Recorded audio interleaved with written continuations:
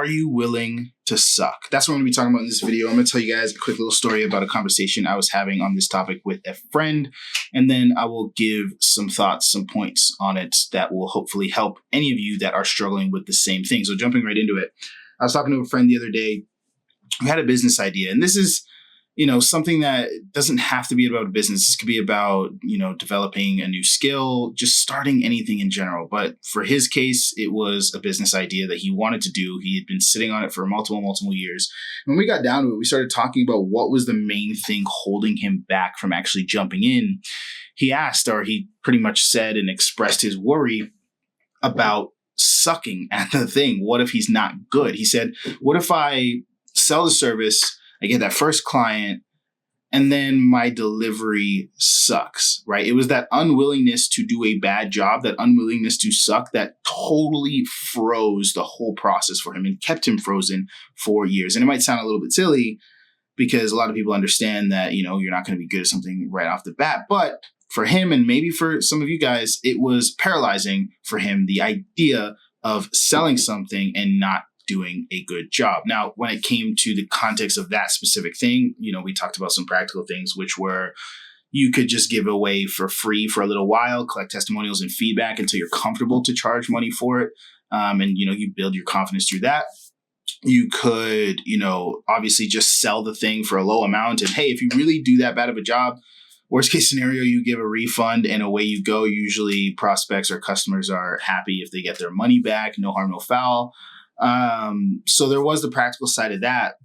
But, the bigger issue here is you just have to understand that you're not going to be good at anything at first. So the first thing I actually said to him when he said this was, well, yeah, the first time you do deliver, you are going to suck. Like, expect to suck. Like, that's just what's going to happen. None of us have ever started anything and have been like the best in the world at it right off the bat. Maybe you started something and you were decent at it.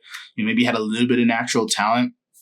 But at the end of the day, most things that are, complicated to do, things that you really want to do, skills that are admirable to someone who's able to utilize them or do them, are going to start with someone sucking at it first and doing it over and over and over again until they get better, until they get to a place where they can actually, perform the task, right? So first thing you're going to want to do when it comes to starting anything is just understand and be willing to suck, be willing to not be good at it, and don't worry about that, right? Once you understand, hey, I'm probably not going to be good at this, I'm probably going to suck, but that's okay. You just want to do volume. You just want to pump volume as much as you can. See what your capacity is. Don't sit there trying to do it perfect the first time because, analysis paralysis might kick in. You just want to do it over and over and over and over and over again. Confidence comes from the repetition, right? Sports players are super confident in their shot because they've gotten the repetition in. They've taken that shot thousands of times. They've been in this situation thousands of times. No one is super confident doing something for the first or second, sometimes even the third time. It's going to take the 10th, the 20th, the 100th, the 1,000th, the 10,000th time that you do something is where the confidence lies. It lies in the repetition.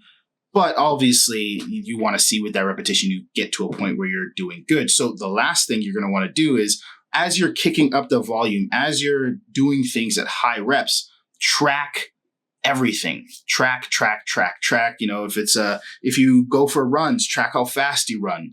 If you are shooting a ball, track how many shots you get in from what distance. If you're starting a business, track how much outreach you're doing and what kind of outreach you're doing, and how much outreach with that type of outreach results in a sale or a booked meeting or a response from your messages. Whatever it is, track everything and then iterate on what you're doing to consistently improve, to consistently yield better results, right? Whether that's more responses per message, whether that's a lower cost per sale, whether that's higher accuracy, whether that's faster times, whatever it is, track, iterate, and that's where skill is born, right? But it's a combination of all three, or I guess maybe four, if you count understanding that you're going to suck, right? Understand you're going to suck, crank out tons of volume, And then track, iterate equals skill. There's a little equation for you, right? Hopefully that helps. I mean, if you're just worried about sucking, don't, because you're going to suck. You are. It's just the way it's going to go. Nothing you can do about it. The only way you can beat that, I guess, well, there is something you can do about it. Do more. Do a lot. But there's nothing you can do about that first time you do it. Hopefully that helps. If you're stuck in that analysis paralysis, if you're worried about sucking, just don't. See you tomorrow.